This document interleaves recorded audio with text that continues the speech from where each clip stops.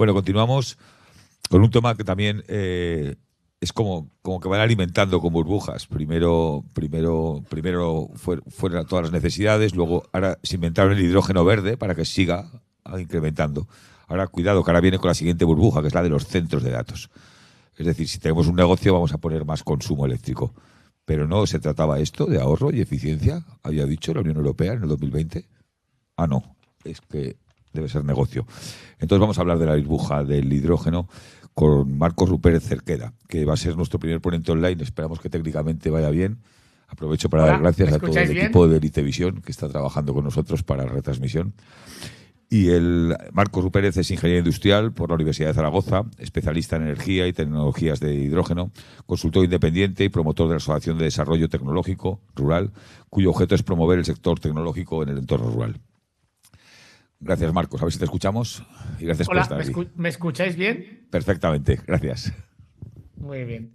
Voy a compartir pantalla para que podáis ver unas slides rápidamente y me voy a poner un crono para no saltarme. Son las 11:07, a las 11:17 habrá acabado o me cortáis la cabeza.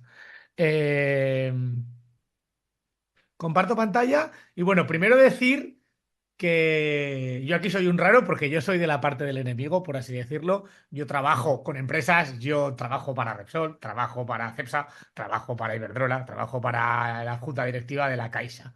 Eh, Eso no quiere decir que apoye todo lo que ellos hacen, ¿eh? Pero bueno, lo que os quiero explicar aquí es, yo veo un poco que en el evento, pues todo el mundo viene un poco con lo malo el por qué no de algo que se está haciendo desde el sector privado. Y os voy a explicar desde la perspectiva del hidrógeno que sí, hay una burbuja, pero os voy a explicar el por qué sí o el en qué lugares sí, ¿vale?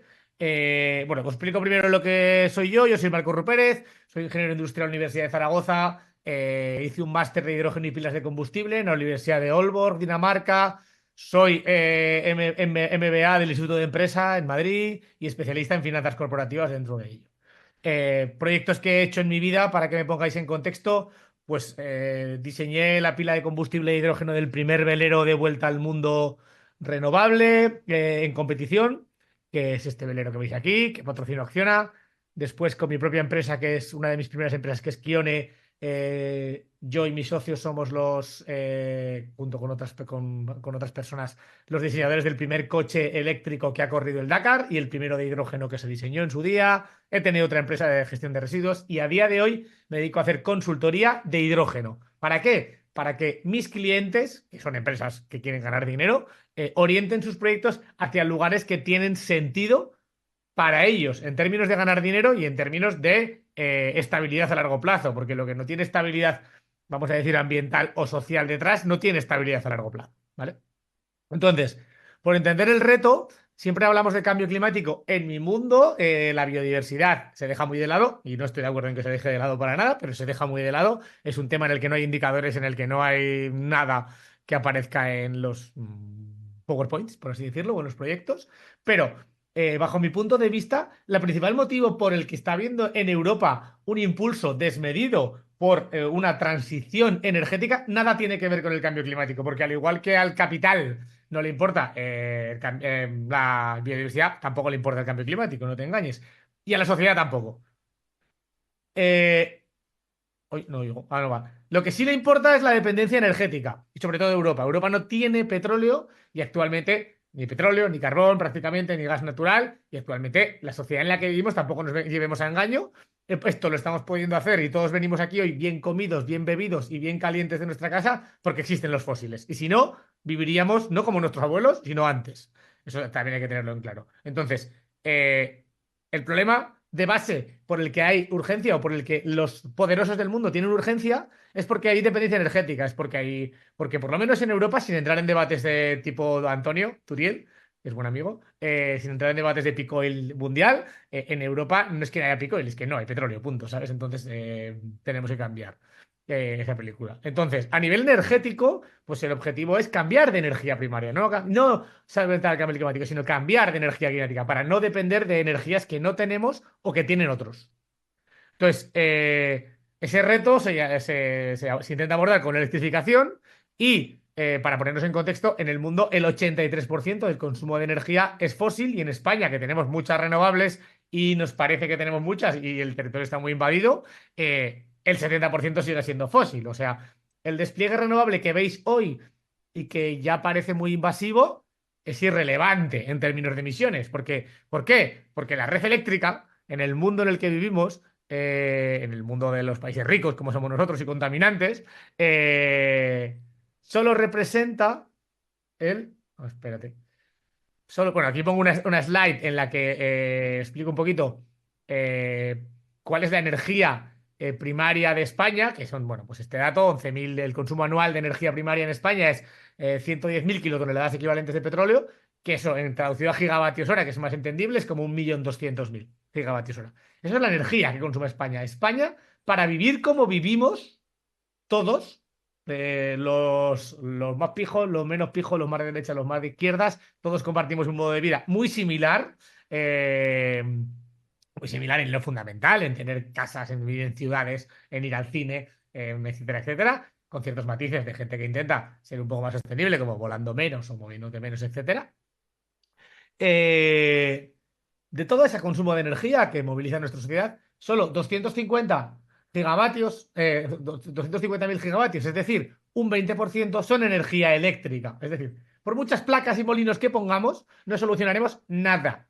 Nada quiere decir no solucionaremos más que como mucho, en el mejor de los casos, si pusiéramos muchas baterías, mucho almacenamiento, etcétera, el 20% del problema de suministro energético externo o de cambio climático, si lo quieres ver por la otra área. Entonces, ¿qué pasa aquí? Que el 80% de la energía que usamos no es eléctrica. Que poner placas en el fondo es lo fácil dentro de toda esta película. Y por eso es con lo que se especula y con lo que hoy en día se gana mucho dinero. Entonces, no basta solo con instalar renovables. Entonces, ¿por qué el hidrógeno? Bueno, pues porque dentro de ese 80% de consumos que no son energía eléctrica y se quieren electrificar, hay algunos que no se pueden electrificar. Y punto. ¿Por qué no se pueden electrificar? Bueno, pues porque hay. No hay una aquí y una. Ah, aquí está la otra. Ah, sí. Porque hay que diferenciar en el mundo en el que vivimos entre eficiencia y eficacia.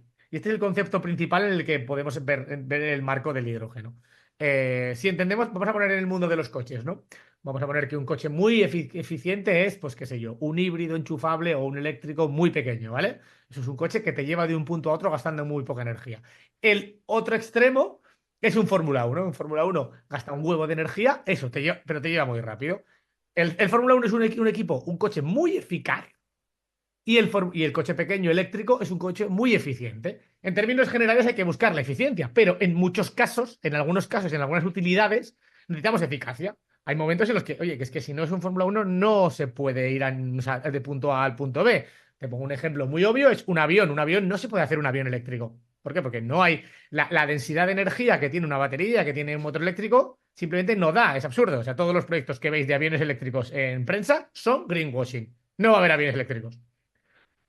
Entonces, identificando un poquito todo esto, pues hay sectores que se llaman, que la Comisión Europea identifica como más fáciles o más difíciles de abatir, que eso es como más fáciles o más difíciles de electrificar.